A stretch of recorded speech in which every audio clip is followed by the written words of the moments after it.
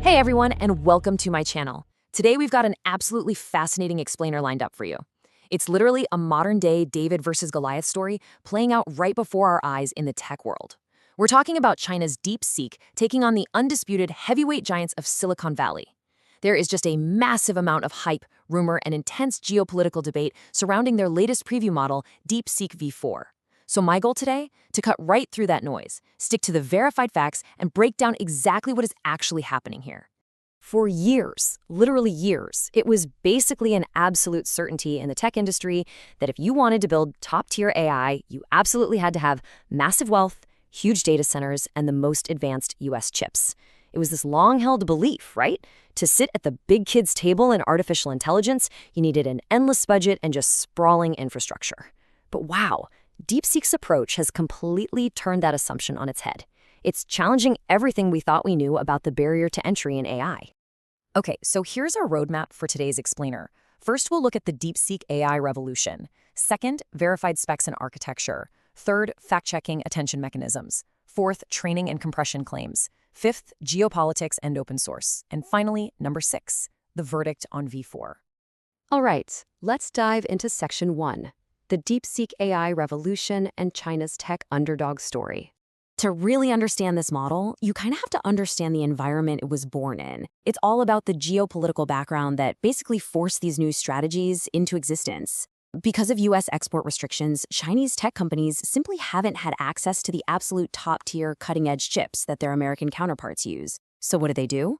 Well, DeepSeek trained their models using restricted hardware, specifically chips like the NVIDIA H800, which were explicitly designed for China under those US sanctions. The verified reality here is that instead of just throwing raw computing power at the problem, which, again, they physically couldn't do, they heavily compensated through documented software and algorithmic efficiency. It's honestly a prime example of constraints breeding innovation. Moving right along to Section 2, verified specs and architecture. Basically, what we actually know about the April 2026 preview. Now, there's been a ton of internet speculation going around, but let's stick to what the official documentation actually tells us about this April 24, 2026 preview release of DeepSeek V4. First up, we need to correct a massive viral misconception. A lot of folks online have been claiming that Pro and Flash were just different preview tiers of the exact same model. Actually, scratch that. They're totally not. They are two entirely distinct models. V4 Pro is this absolute behemoth with 1.6 trillion total parameters, while V4 Flash sits at 284 billion. But here's the crazy part. Look at the active parameters. They are tiny compared to the total. And both models boast a massive 1 million token context window. That means you can feed entire books or entire codebases into them all at once. But how on earth do they keep the active parameters so incredibly low? Well, that brings us to something called Mixture of Experts, or MOE for short. This is the verified core architecture that DeepSeek uses to keep their model's overall capacity extremely high, but their required computing power incredibly low. Instead of firing up the entire system for every single question you ask, it routes tokens to very specialized subsets of parameters. Think of the MOE architecture exactly like walking into a massive hospital, right? If you have a problem with your eyes, you don't need every single doctor, surgeon, and physical therapist in the whole building to crowd into your exam room. No, you just go straight to the eye doctor. MOE does the exact same thing. A token enters a router, and that router acts just like a hospital receptionist, sending that specific token only to the specialized AI expert, say coding or math, that's actually needed to solve the problem.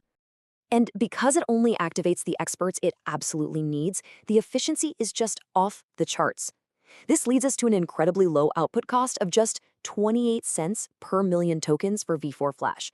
Yes, 28 cents. To put that into perspective for you, close competitors like Claude Opus 4.8 cost roughly $25 per million output tokens. I mean, we are talking about a fractional, paradigm-shifting price drop here. It completely rewrites the economics of running advanced artificial intelligence. Which brings us to Section 3, fact-checking attention mechanisms, flashlights, notes, and speculation. So you might be wondering, how does it handle that massive 1 million token context window we talked about earlier without literally melting the GPUs? To answer that, we've got to fact-check the complex attention mechanisms, because honestly, a lot of tech creators have been using some wild analogies to describe this. let's start with the basics, okay? Attention in AI is kind of like shining a flashlight in a totally dark room. It only illuminates the parts of your prompt that are the most important. But to remember the whole prompt, the AI uses something called a KV cache. Imagine you just finished reading a 500-page book. If someone asks you a question about it, you're not going to reread the book from page 1 all over again, right? You just consult the concise notes you took. Well, the KV cache acts exactly as those notes. But usually, with 1 million tokens, those notes get so impossibly long that they chew up massive amounts of super expensive GPU memory. Now to solve that memory problem, the internet claimed DeepSeek used something called multi-head latent attention, or MLA, broken into these special compression tiers called CSC, HSC, and DSC. Well, it's time to bring down the hammer of truth neutrally here. Those specific compression tiers, they are completely undocumented speculation. Our fact-checking reveals that while DeepSeek did use MLA in earlier versions, V4 actually moved away from it entirely. The official docs show V4 uses compressed sparse attention, or CSA, interleaved with heavily compressed attention, HCA. So the viral claims floating around simply do not match the verified technical specs. All right, Section 4, Training and Compression Claims, FP8, FP4, and Conflated Models. This leads us right into the highly specific claims floating around out there about how this model compresses numbers and trains its reasoning capabilities. You might have seen this training pipeline being shared online as the secret sauce of V4. It lists pre-training, fine-tuning, reinforcement learning, and specifically something called GRPO. Now, GRPO is absolutely fascinating. It essentially generates multiple answers to a single problem and compares them against each other, almost like competing students in a classroom, just to find the most logical, shortest path to the right answer. It's a brilliant way to teach an AI how to actually reason rather than just guess. But here is the reality we have to correct on the record. GRPO, along with the heavily discussed layer-selective FP4 and FP8 data compression, are not officially documented for the V4 preview model. It really looks like the internet has conflated the known verified training methods of DeepSeek's earlier reasoning model, DeepSeek R1, and just sort of assumed they perfectly apply to V4. And hey, they might eventually. But as of right now, these specific post-training details remain totally unverified for this particular release. Moving to Section 5, Geopolitics and Open Source, the MIT license disruption. Now let's zoom out to the bigger picture for a second.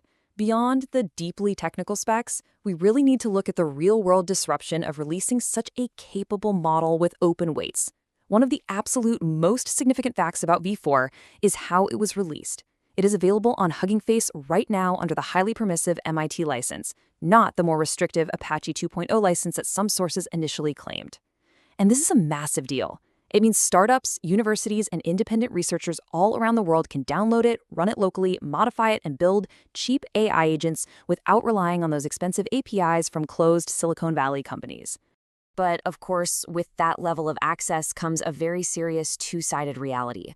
On the one hand, you have massive global democratization, extreme cost reduction, and incredibly rapid technological innovation. Literally anyone can play in the sandbox. On the other hand, though, the exact same open-weight freedom brings entirely valid universal security risks.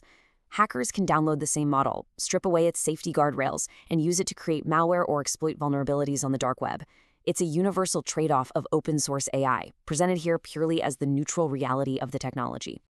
Finally, Section 6, the verdict on V4, beyond the hype. So what does this all mean? The crucial point to take away from this explainer is a mix of verified reality and, frankly, internet overenthusiasm. The 1 million token context window, the parameters, and the brilliant efficiency of the mixture of experts, those are verified facts. However, the complex attention tiers and those highly specific post-training methods being shared online, those are either outdated or unverified conflations with other models.